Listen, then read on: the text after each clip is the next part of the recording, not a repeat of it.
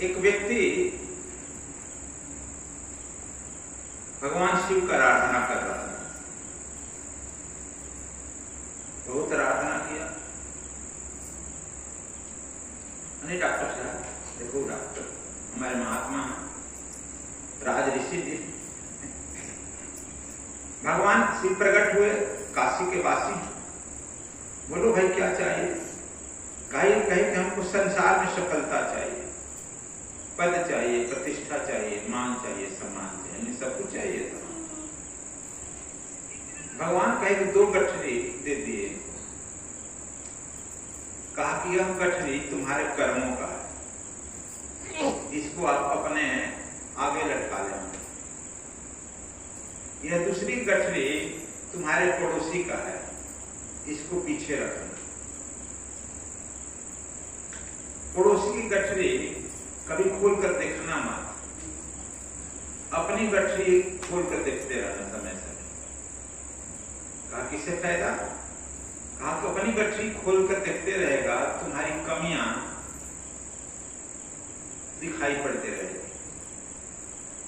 तो उन कमियों को दूर करते रहेगा, परिमार्जित करते रहेगा, तो तू पद, पैसा, प्रतिष्ठा सब कुछ प्राप्त कर लेगा। जब पड़ोसी की कमियों को देखेगा तो उसे तुम्हें द्वेष होगा, घृणा होगा, दुश्मनी होगी, वह तुमको नीचे गिरा दे जाएगा। यही हाल हम लोगों के अक्सर है। अपनी गठरी हम पीछे कर लेते हैं, दूसरे की गठरी, पड़ोसी गठरी आगे कर लेते हैं। अपनी कमी को हम छोटी आंख से देखते हैं, ये दिखाई ही नहीं देता है। दूसरे की कमी को हम बड़े आंख से देखते हैं, खूब टकाटक दिखाई पड़ता है। जी मेरे शर्मा जी, यही है हमारे बाधा का कारण। शिव के सिर पर गंगा है, इसका क्या परिणाम? मतलब गंगा जो है कल्याण एवं शाश्वत प्रज्ञा का प्रतीक है। गंगा की तेज रफ्तार है, मतलब कि तेज रफ्तार से आकाश से गंगा उतरी है। तेज रफ्तार से जब तुम भी हम आज साधना जो करा रहे थे, अमृत साधना, कितना लोग किया है? अमृत साधना में हम बताए कैसे तुम लोग ना सुनो, कितना जो है ज्ञान जो है ऊपर से आ रहा है, मस्तिष्क क्या ज्ञान में हो गया था ना, ज्ञान में हो गया, प्रकाश में हो गया। तो यह गंगा क्या फिर है? आकाश मंडल से ज्ञान तेजी से भागे जा रहा है और शिव के मस्तिष्क में जाकर स्थिर होते जा रहा है। शिव जो है वह कल्याणकारी हैं और जो है शांत प्रतीक के हैं, स्थिर चित्त के हैं, जरा भी चंचलता नहीं है। और जब कोई व्यक्ति भागीरथ कहता है कि विश्व का कल्याण करना है, तो उसकी वेग धीरे करके ज्ञान की बूंद बूंद बूंद करके जितना तुम ले सकते हो, धीरे धीरे वह ज्ञान की गंगा को छोड़ दो। यह शिव की प्रतीक है, ज्ञान गंगा का। शिव के सिर पर जो भगवान शिव के चांद है। चांद क्या चीज है? वह शांत मन और शांत मस्तिष्क, नियंत्रित मस्तिष्क का प्रतीक है। चंद्रमा शांत होता है, इसलिए तुम मत समझो कि मैं बहुत ही समस्याओं से, पारिवारिक समस्याओं से, संसार की समस्याओं से, अपने भूत प्रेतों से भी मैं घिरा हूं। शंकर जी के कोई अच्छा है? कोई भूत है, प्रेत है, आपनी है, टाकनी है, सापनी है, आपनी है। अब समझ लो उपद्रव का जड़ है, खाली सांप है, बिच्छी है, इतना उपद्रव है तुम्हारे पास। सब उपद्रवियों से घिरे पड़े हैं, लेकिन यह दूज का चांद है, मतलब कि मेरा मस्तिष्क शांत है, इसके बीच में रहते हुए भी घबराहट नहीं है। उन्हें उन विषधरों को भी मैं शांत देता हूँ और अपने मस्तिष्क पर नियंत्रण।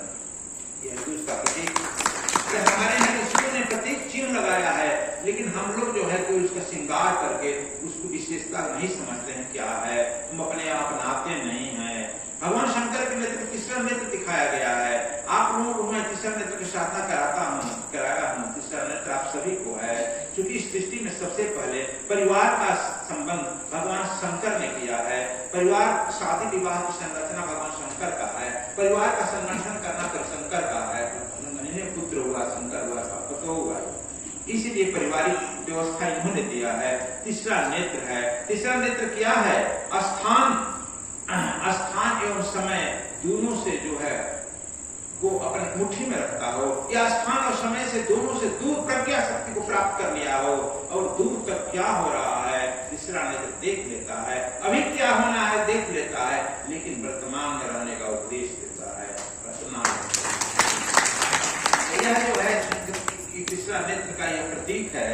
आकि चौथा जो तुम देखते हो, आकि एक हाथ आशीर्वाद का मुद्रा होता है। ऋषियों ने क्यों बनाया हो, उसे फोटोग्राफी नहीं थी।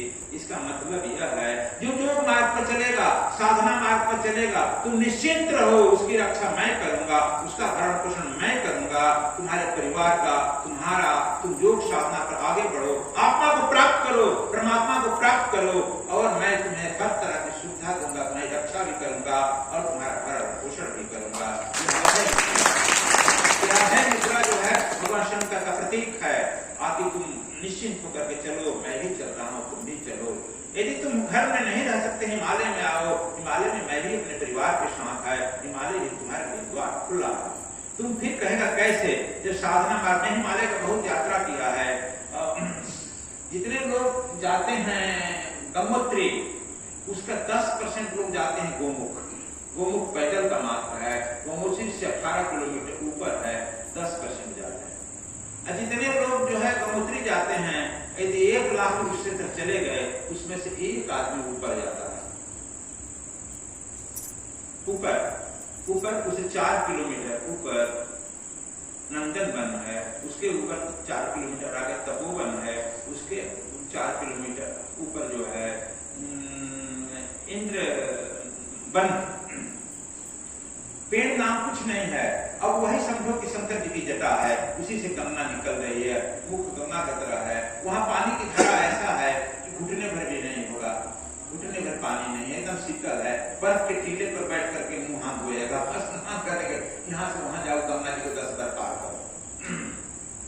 मैंने घुटने भर पानी नहीं, वहीं से निकल रही है गंगा ना, तब वहां है। और उसके वहां पर जो है गोमुख में, मैंने गंगोत्री के ऊपर, गंगोत्री में वन है, वह वन किसका है? भोजपत्र का है। तुम्हारा भरण पोषण तुम्हें निश्चिंत होकर जाएगा। मैं तो उतरा वहां 6 बजे शाम को बस से ऋषिकेश से। जब उतरा तो हमारे साथ एक और महात्मा मिल गया, शिवानंद। शिवानंद कहते हैं गुरु शरणानंद, चल गया तो चला।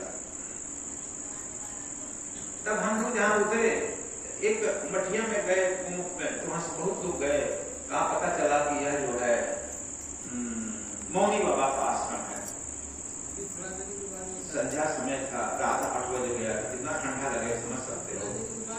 और हमारे पास एक धोती कर लेकर मैं यात्रा करता था। एक धोती पहना, एक धोती लिया, एक पहना वहां कुर्ता और दूसरा एक हाफ स्वेटर और एक चादर, बस। और हिमालय की यात्रा प्रारंभ। सबको जो लड़का था महान, किसी कहा तुम जाओ वहां बर्तन साफ करना, खाना खाना, तुम जाओ वहां बोरा लेकर ओढ़ लेना, बोरा बिछा लेना, तुम जाओ यह कालीन है यही ओढ़ लेना, बिछा लेना। सब हम कहें कि जैसा ना मैं बोरा बिछा सकता हूँ, न ओढ़ सकता, कालीन ओढ़ूंगा न बिछाऊंगा। चुप बैठे थे, क्या करें, चुप बैठे थे। कोना में कि कोई है सोच रहा हो, पहले पता है। जब सब चला गया तो वह महान 30-32 साल का होगा, हमारा भी उसमें 30-32 उम्र होगा। उठ कर आया, प्रणाम किया, कैसे तो महाराज प्रणाम, आ जाइए। गए, एक कोठरी खोला, अब 2 आदमी है ना का नाम, 2 पलंग लगा था कोठरी का, 2 ही पलंग लगा था, तो सब तकिया रजाई था, आप इस पर चले गए। महाराज जी आप लोगों को हम खाना यही भेजते हैं, आप वहां पंगत में चले जाइएगा। नहीं हम चले जाएंगे। तो घंटी बजेगी तो हम आए कि आप आ जाइएगा, नहीं कि नहीं घंटी बजेगी तो हम आ जाएंगे, तो आपका आसन वहां लगा देंगे, चले जाइए। अच्छा भाई कैसे व्यवस्था करा दिया फटाफट। देखो मतलब तुम जैसा रहेगा वैसे तुम्हारी व्यवस्था जो है वह शिव की नगरी है। शिव जी तुम्हारी दृष्टि देखते हैं, तुम्हारा वहाँ आईटी काम यह नहीं करेगा, यह आईटी चारों ध्वनित हो जाती है। मैं बता रहा हूँ कैसे ध्वनित हो जाती है, प्रचारित हो जाती है पूरे हिमालय में। जैसे यहाँ प्रधानमंत्री आएगा, प्रचारित नहीं हो जाता चारों आ रहा है, कहाँ क्या करना है, उसी तरह से जो जैसा जाता है तुम्हारी आईडी यहाँ से प्रचारित हो जाती है, पॉकेट में आईडी रखे रहो, कोई पूछेगा नहीं। देखो जब हम गोमुख गए तो गोमुख में एक ही आश्रम है और कोई रहने का जगह नहीं है, वहां लाल बाबा रहते थे। लाल बाबा भी देखे कि एक कहना है धर्मशाला खोल दी, उसमें जाओ बैठो सब हम बैठे तो वहां भी चुपचाप। लाल बाबा खूब वृद्ध थे, 50-60 साल 65 साल का आए हमारे यहाँ। महाराज जी आप लोग नए नए साधु बन गए हैं। हाँ नए नए साधु बन गए तो आप लोग पढ़े लिखे मालूम होते हैं, कुछ पढ़े लिखे हैं ये हिमालय है, आइए मेरे साथ आइए। अब तो हम सबको कहाँ से देंगे? एक वो भी छोटी मोटी कुर्सी खोले, उसमें भी तो ही लगा था गाना में तक कहे इस पे आप लोग चले जाइए, रह जाइए, वहाँ प्रसाद पा लीजिएगा, चाबी ताला लीजिए, अपने पास रखिए, यदि रहना है रहिए। तो हम कहें कि हमको रहना नहीं है, एक दूरी के बाद हम ऊपर जाना चाहते हैं, ऊपर जाना चाहते हैं। जो जाता है लौट कर नहीं आता है, और जो लौट कर आता है उसका शंकर जी के भरोसे ही लौट कर आता है। हम कहे कि हम तो उन्हीं के भरोसे चले हैं ना, तो अपने चलेंगे, जो होगा देखा जाएगा। तो हम कह रहे हम नहीं मानिएगा। 2-3 दिन रहे तो समझाते रहे, कोई लौट कर नहीं आता है। क्यों? आपको वही जो बताया कि शंकर जी की जटा, और वहां पर आप जाइएगा तो डंडा हम दे देंगे, लेके जाइएगा, डंडा से मारते जाइएगा। नहीं तो बर्फुआ वहीं पैर रखिएगा ना, बर्फुआ जो है जमीन में चला जाएगा, आप ही चले जाइएगा, और फिर आता पता नहीं है, 1000 लेगा न कुछ। यदि आता पता हो भी चला गया, छाती भर यदि आप चले गए तो ऊपर यही से ताकते रह जाइएगा सैकड़ों बरस कोई पूछने वाला नहीं है। देखते हैं कि यहाँ पक्षी भी नहीं है, पुलिस कहाँ से आ गई, कोई FIR लेने वाला नहीं है, न पुलिस पक्षी भी नहीं, सब बर्फे बर्फ है। इसलिए वहां मिलिट्री भी नहीं जाती है। एक दो बाबा ऊपर रहते हैं तपोवन में, नंदनवन में, वो छोटी सी कुटिया में रहते हैं। तो किसी गाइड को लेकर जाइएगा, हमें गाइड को पैसा कहाँ से देगा? गाइड पैसा लेगा ना, कहाँ, कितना? 5000। अच्छा, गाइड को पैसा कहाँ से हम लोग दें? कहा कमल उमर नहीं लेते, कमल आप ले लीजिए हमसे। हम कहीं कमल हमसे ले लें, आएंगे तो देंगे नहीं, तब क्या होगा? कहाँ की संभव आपसे नहीं होगा। हम भी पढ़ते हैं ना कुछ, यही तरी बैठे हैं पहाड़वा में। खैर कमल नहीं लिए, हम लोग चल दिए, कहेंगे यही विधि राखे राम, यही विधि रही।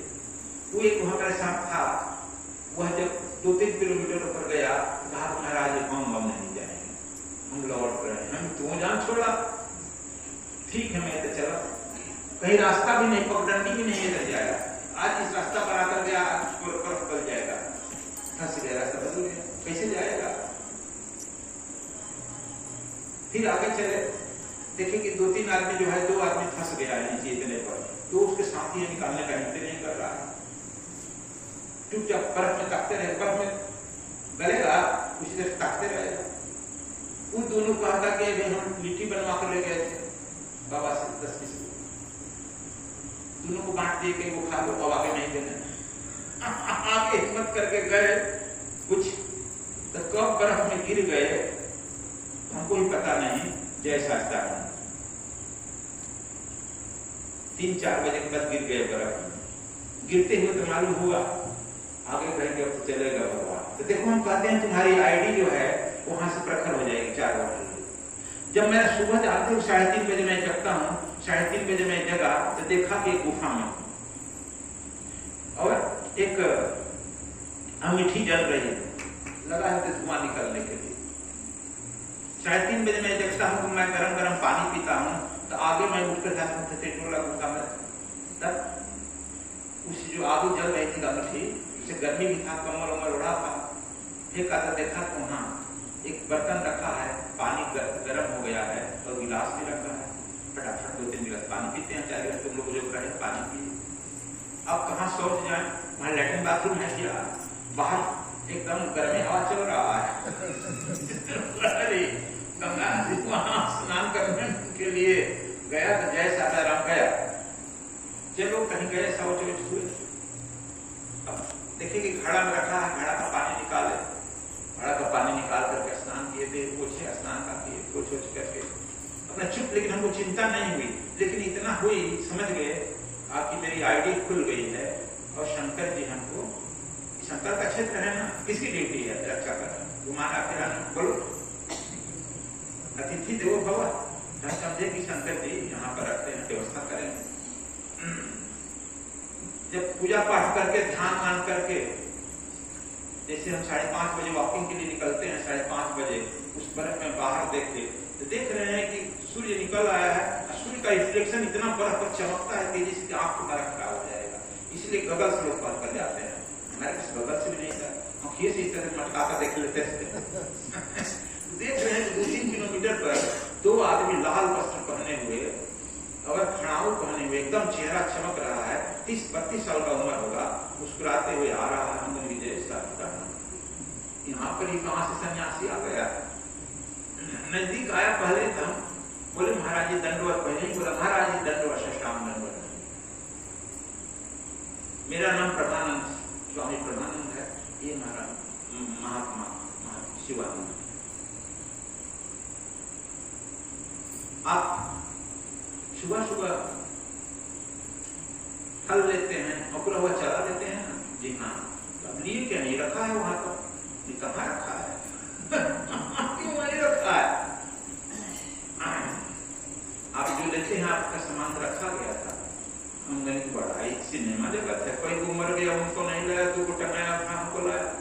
हम कहेंगे आपसे बात करने जा रहे हैं, हम लोग बातें करने के लिए आए हैं। मां अनुभव कहूं मैं अपना, सत्य हरि भजन जगत सब सपना। ठीक कहें कि गलती कहें दुबे जी?